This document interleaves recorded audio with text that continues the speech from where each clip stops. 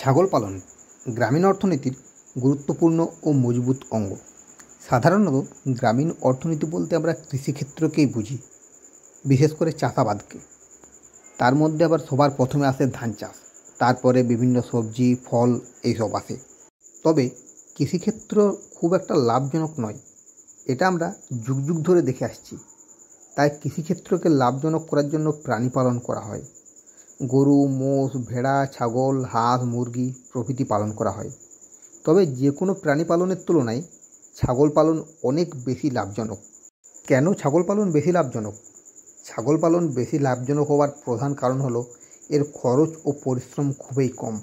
আপনি যে কোনো প্রাণী পালন করুন না কেন, কোনো প্রাণী পালনেই ছাগল পালনের মতো এত সহজে পালন করা যায় না। তবে ছাগল পালন একটি লাভজনক ব্যবসা হলেও এর কিছু অসুবিধাও রয়েছে। তবে সেই সব অসুবিধাগুলোকে ঠিকমতোভাবে রক্ষণাবেক্ষণ করলে ছাগল পালন থেকে প্রচুর ইনকাম করা সম্ভব। এতদিন আমি আমার বিভিন্ন ভিডিওর মাধ্যমে ছাগল পালনের বিভিন্ন সুবিধা নিয়ে কথা বলেছি। আজকে অসুবিধাগুলি তুলে ধরছি। তাহলে চলুন আমার ভিডিওটিকে শেষ পর্যন্ত দেখুন। ছাগল পালনে 3টি অসুবিধা আমাদের সবথেকে বেশি নজরে আসে।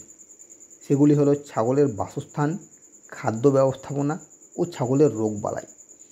ছাগলের জন্য উপযুক্ত বাসস্থান তৈরি করা এবং পরিষ্কার পরিচ্ছন্ন রাখা একটি চ্যালেঞ্জিং কাজ, বিশেষ করে এই বর্ষার দিনে। কারণ এই সময় ছাগল সারাদিন ঘরের মধ্যেই থাকে এবং সেখানেই তারা মলমূত্র ত্যাগ করে।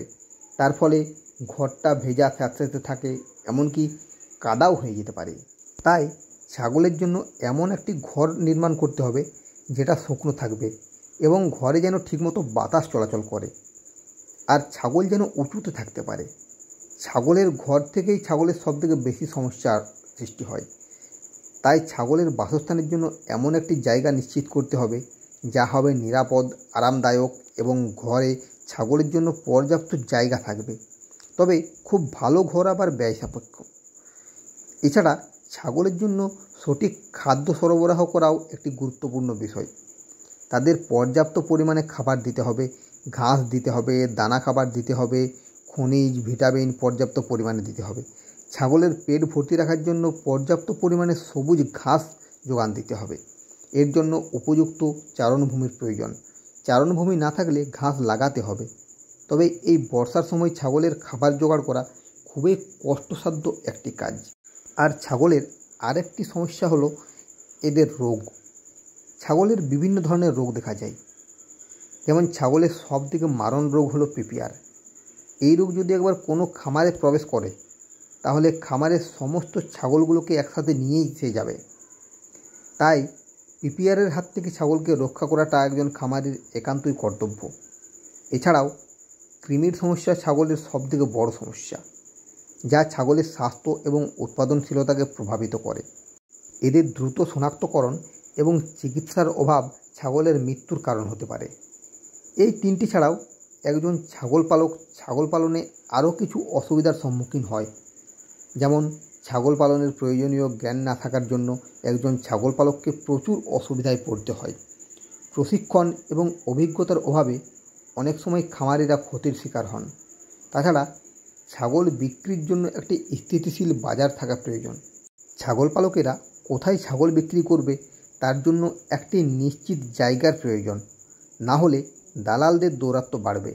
যদিও দালালদের দৌরাত্ম্য থাকেই, বিশেষ করে আমার মতো ছোট ফার্মগুলো এবং যারা বাড়িতে 2-5টা ছাগল পালন করে তারা দালালদের উপর নির্ভরশীল হয়ে পড়ে। তারা ছাগল পালককে এমনভাবে বোঝাবে যেন ছাগল পালনের থেকে সব ছাগলগুলো একসাথে বিক্রি করে দেওয়াটাই বেশি লাভজনক। অনেক ক্ষেত্রে একজন দালাল অনেক কম পরিশ্রম করেও একজন ছাগল পালকের থেকে বেশি ইনকাম করে। তাই ছাগল বিক্রির জন্য উপযুক্ত বাজারের প্রয়োজন। বাজারজাতকরণের অভাব বা কম দামের কারণে অনেক সময় খামারিরা ক্ষতিগ্রস্ত হন। আর একটা কারণের জন্য খামারিদের খুবই অসুবিধায় পড়তে হয়।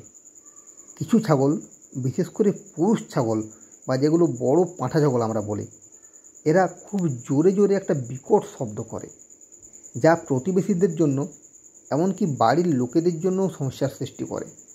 এছাড়াও পুরুষ ছাগলের শরীরে তীব্র গন্ধও সমস্যার সৃষ্টি করে। পরিশেষে বলবো, ছাগল পালন একটি খুবই লাভজনক ব্যবসা। একজন গরিব মানুষ বা একজন বেকার ছেলে ছাগল পালন করে খুব সহজেই ভালো রকম ইনকাম করতে পারে। তবে ইনকাম করতে হলে কিছু সমস্যায় পড়তেই হবে। এটা যে কোনো ব্যবসার ক্ষেত্রেই ঘটে। সেই ক্ষেত্রে একজন খামারি তার তীক্ষ্ণ উপস্থিত বুদ্ধি দিয়ে সেই সমস্যার সমাধান করে ফেলতে পারে। সমস্ত রকম অসুবিধাকে নিজের মতো করে সমাধান করে নিতে পারে। একজন ছাগল পালক যদি সমস্ত সমস্যার ঠিকমতো সমাধান করতে পারে, তবেই ছাগল পালন থেকে তার লাভ করা সহজ হবে। যাই হোক, আজকের মতো ভিডিওটা আমি এখানেই শেষ করছি। যারা এখনও পর্যন্ত আমার ভিডিও দেখছো তাদের আমি অসংখ্য ধন্যবাদ জানাই। আর তোমাদের কাছে আমি অনুরোধ করব যে তোমরা অবশ্যই আমার ভিডিওটিকে লাইক করবে, কারণ তোমাদের একটা লাইক আমাকে আরও নতুন নতুন ভিডিও বানাতে উৎসাহিত করে। আর তার সাথে বন্ধুরা, তোমরা অবশ্যই আমার ভিডিওটিকে হাইপ করবে।